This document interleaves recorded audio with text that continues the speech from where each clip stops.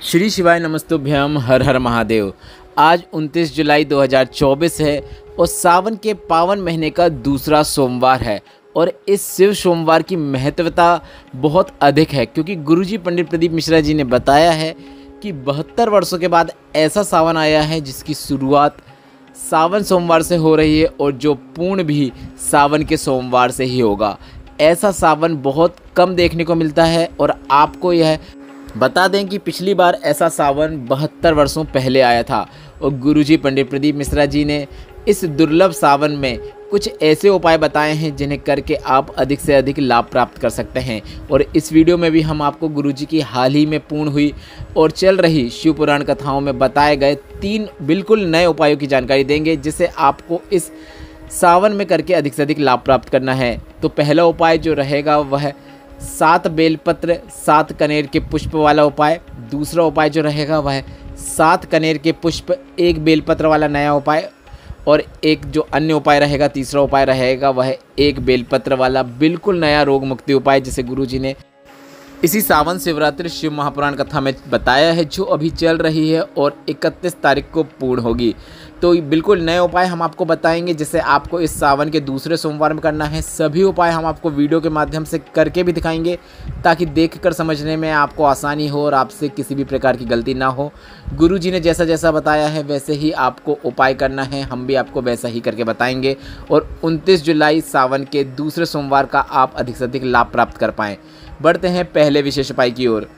हाल ही में पूर्ण हुई पिछली शिव पुराण कथा में गुरुजी ने कहा कि मान लो डॉक्टर कह दे कि बच्चे की धड़कन नहीं आ रही है, शरीर पूरा नहीं है, बच्चा स्वस्थ नहीं है, तो यह उपाय गर्भस्थ बच्चे के लिए, मतलब जो बच्चा गर्भ में है उसके लिए आपको करना है। तो गुरुजी ने कहा इस उपाय को करने के लिए आपको 7 बेलपत्र लेनी है और 7 कोई भी पुष्प ले सकते हैं आप। 7 अलग अलग पुष्प ना लें, एक ही प्रकार के आप 7 पुष्प लें जो भोलेनाथ को अर्पित किए जा सकते हैं।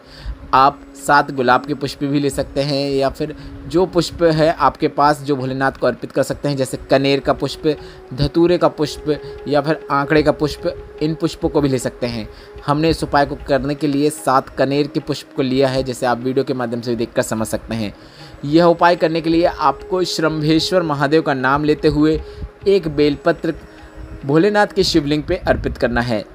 1 बेलपत्र को श्रंभेश्वर महादेव का नाम लेते हुए शिवलिंग के ऊपर अर्पित करें। इसके बाद इसके ऊपर 1 पुष्प जो आपके पास है वह अर्पित कर दें।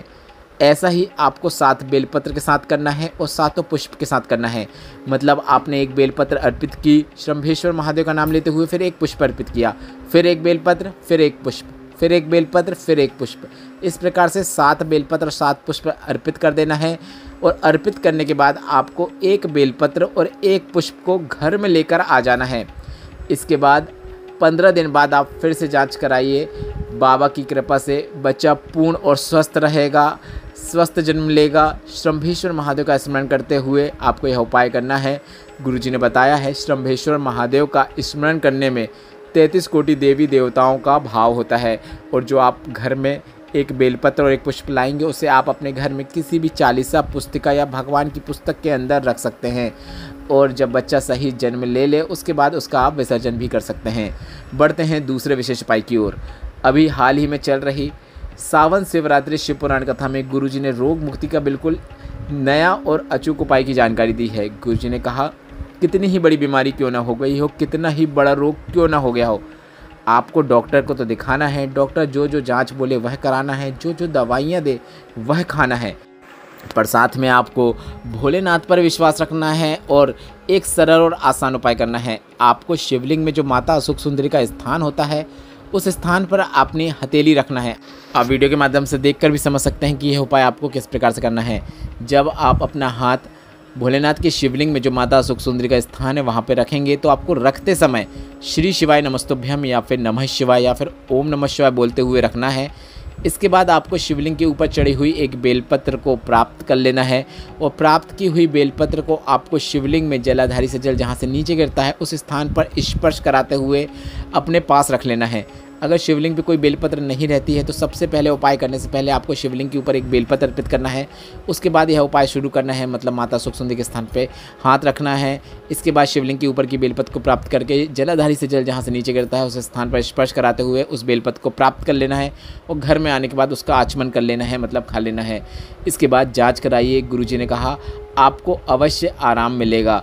यह विशेष उपाय आपको इस दुर्लभ सोमवार में, इस दुर्लभ सावन में अवश्य करना है। बढ़ते हैं तीसरे और अंतिम उपाय की ओर। अभी गुरुजी ने हाल ही में एक शिव पुराण कथा पूर्ण की थी जिसमें गुरुजी ने बताया था कि आपको प्रदोष की तिथि में एक बिल्कुल नया उपाय करना है।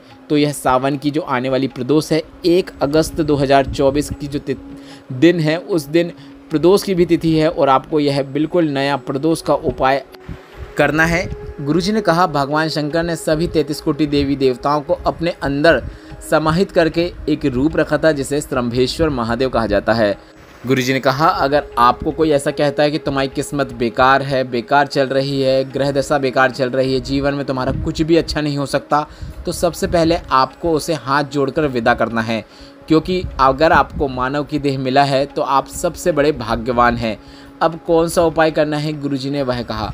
गुरुजी ने कहा आपको 7 कनेर के पुष्प लेना है। आप वीडियो के माध्यम से भी देखकर समझ सकते हैं कि कनेर के पुष्प कैसे दिखाई देते हैं। गुरुजी ने कहा रोड के बाजू में भी आपको कनेर के पुष्प आसानी से देखने को मिल जाते हैं। तो इस उपाय को करने के लिए आपको 7 कनेर के पुष्प और एक बेलपत्र की आवश्यकता होगी। एक बेलपत्र में आपको स्तंभेश्वर महादेव का स्मरण करते हुए उसके ऊपर 7 कनेर के पुष्प को रखना है।